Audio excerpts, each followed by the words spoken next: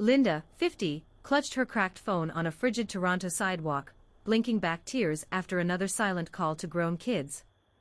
Then, bam, a stranger in a neon fanny pack shoved a leather notebook into her mittens. Right till joy leaks out, they winked before vanishing into Eaton Center crowd. That night, curled under a thrifted quilt, Linda hesitated, then scribbled one raw truth. A ding. Virtual journaling circle vibes flooded her screen, silver-haired strangers typing second acts with emoji confetti. Her empty nest still. Linda clutched her cracked phone on a bench outside Union Station, watching pigeons bicker over a rogue Timbit. 50 years old, and here she was, jealous of birds with purpose. Her son's dorm room was probably a chaos of laundry and ambition, hers, just silent echoes. That leather notebook tucked in her bag had been a gift from her mother decades ago, back when her own hands were too small to fill its pages. Now it gaped her, empty as her hallway closet where hockey gear used to tumble out. She'd signed up for a virtual journaling circle on a whim, half expecting it to be all kale smoothies and forced positivity. Instead, faces flickered on screen, women with laugh lines and mismatched socks, one even sipping rye from a mug. Their shared silence felt like Toronto skyline dusk, heavy but threaded with light. Linda hesitated, then scrawled a single line about missing way her kid's backpack used to dent front door. Weeks in, she noticed something sneaky. Scribbling frustrations, about burnt pierogies, about that one subway musician who only knew Wonderwall, somehow made space for other things. Like how her hands, now tracing notebooks' creased spine, remembered teaching small fingers to tie laces. Or how her neighborhood community center's Zumba class, she'd gone, tripped over her own sneakers, smelled exactly like grade school gymnasiums. Her deepest fear had been a slow fade, like ink left in sunlight. But words, it turned out, were stubborn. They pooled in notebooks' grooves, refusing to evaporate. And when she read them aloud to pixelated strangers, their nods as steady as Lake Ontario's tide, Linda realized renewal wasn't about filling emptiness. It was about tracing its edges until they softened like well-worn leather. Creator clutched her cracked phone on a bench outside Toronto's bustling St. Lawrence Market, scrolling past photos of her daughter's dorm room setup, a ritual that left her chest hollow. A gust of wind sent a flyer smacking into her shin. Virtual journaling circle, turn pages, not just years. Below, a doodle of a leather notebook, its spine worn like hands that had held lifetimes. She scoffed. 50-year-olds didn't join online clubs. But her thumb hovered over register now. That evening, she sprawled on her couch, laptop balanced on a stack of unread cookbooks. Screen flickered to life, revealing a grid of faces, women with silver streaks, laugh lines, one wearing cat-eye glasses perched on a neon pink stand. Welcome, late bloomers. Chirped Marisol, facilitator, her background a riot of succulents and vintage typewriters. Linda's first entry was a grocery list masquerading as introspection. Eggs. Milk. Why does silence now sound like a dial tone? Weeks passed. Linda's leather notebook, a thrift store find with a whiskey stain on page 12, became her confidant. She scribbled memories of teaching her daughter to ride a bike, wobbles, scraped knees, triumph. Then, unprompted, she doodled her own shaky attempt salsa dancing, a hobby she'd abandoned when parenting swallowed her time. Marisol's prompts nudged gently, what's a joy you've boxed up for someday? One rainy Thursday, Creator arrived at a community center knitting class, her journal tucked under an arm. A woman with a shock of purple hair-eyed notebook. Vibes, she nodded as if that explained everything. Turns out, it did. By winter, Linda's journal bulged with ticket stubs from jazz concerts, pressed maple leaves, and a recipe for chana masala scrawled beside a note. First solo dinner party, burnt rice, but laughter was crisp. Grief hadn't vanished. But now, when Linda ran fingers over that leather cover, she didn't just feel absence. She touched proof, pages still left to fill. Woman clutched her cracked phone on a bench outside Union Station, thumb hovering over her daughter's last text, landed safely, like it might evaporate if she stared too long. Toronto's autumn wind bit through her cardigan, but numbness had settled deeper than cold. 50 years old, and suddenly her hands felt useless without soccer cleats to tie or lunchboxes to pack. Community center pamphlets piled up on her kitchen counter, each one screaming "Find your purpose," with clip art of grinning seniors. She almost tossed them, but a coffee-stained blurred corner of one, revealing words beneath hype, virtual journaling circled no expertise, just heart. Creator snorted. Heart. Hers was a deflated balloon. Still, she dug out a leather notebook from a dusty drawer, its spine stiff with neglect.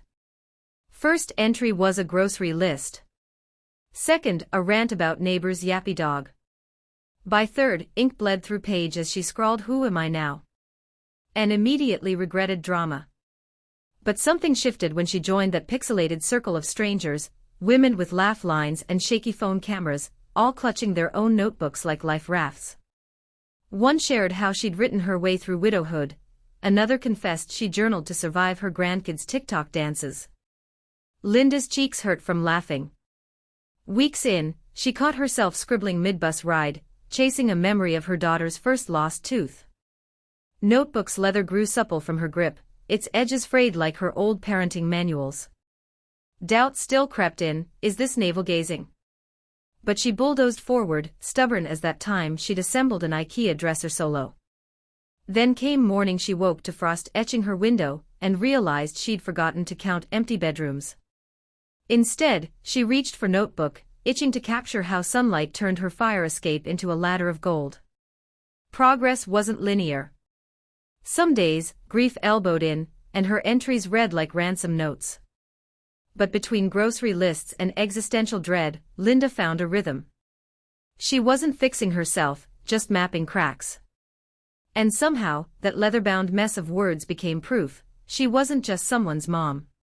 She was a woman who'd survived 50 winters and still had ink stains on her fingers to show for it. She clutched her cracked phone on a bench outside Toronto's bustling community center, thumb hovering over a delete button. Empty nest blues had gnawed her for months, but today, something snapped. No more doom-scrolling through her kids' old photos. No more pretending yoga memes filled void. With a grunt, she yanked out a buttery leather notebook, gifted years ago, still untouched, and scrawled one furious line: "What if I stop waiting for life to happen?" 3 weeks later, that notebook bulged with midnight rambles, grocery lists masquerading as poetry, and a half-baked idea scrawled in magenta gel pen: virtual journaling circle, no experts, just heart. She pitched it to Center's director, a skeptic who smirked, "Sweet, but who'll show?" She shot back, "Women like me. Too old for TikTok, too young for bingo." Launch night arrived. Linda's hands shook as she logged onto Zoom, expecting crickets. Instead, 23 squares flickered to life, silver-haired newbies, a harried mom hiding in her laundry room, even Marjorie from Knitting Club, who'd once called journaling navel-gazing for hippies. They wrote in silence first, pens scratching like a rebellion against loneliness. When woman read aloud her entry about burning a pot of rice, again, chat exploded with laughing emojis. Marjorie muttered, "Well, damn," before sharing her own tale of garden sabotage. Then, plot twist. A local reporter, lurking for a feel-good piece, snapped a screenshot of Linda's notebook propped beside her grinning face, caption, 50 and finally fed up. Write your way back. It blew up. Comments rolled in, "This got me off my couch. And where's part 2? Center's director sent a begrudging bouquet with a note, "Turns out you're expert." Linda flopped onto her couch that night, notebook splayed open on her chest. For first time in years, her apartment didn't echo. It hummed. She traced leather's creases, thinking, "I finally belong here. Not just in this city, or this age, but in her own skin, inked, messy, and unapologetically alive." Marjorie? She signed up for next week's session before logging off. Crowds roar in many ways. Sometimes it's quiet click of a pen cap, and a skeptic whispering, "Tell me how." Linda clutched her cracked phone on a frigid Toronto morning, scrolling past photos of her son's dorm move-in until her thumb ached. That's when she spotted it, a buttersoft leather notebook in a community center window, its pages blank as her suddenly quiet house. She bought it on a whim, scribbling her first entry with desperation of someone drowning in silence. Day 8 cereal over sink. Pretended crumbs were conversation. But vibes shifted when she stumbled upon a virtual journaling circle, a pixelated coven of women worldwide, all untangling life's knots with ink.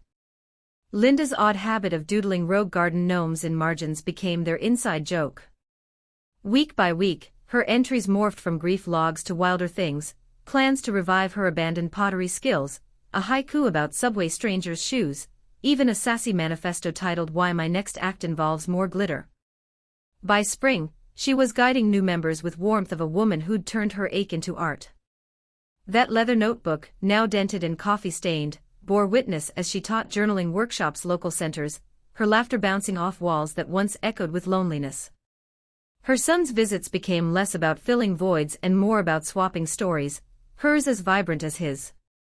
One evening, flipping through weathered pages, Linda grinned her earliest scribble. Who knew blank paper could hold so much life? Grab your pen, your next chapter's waiting.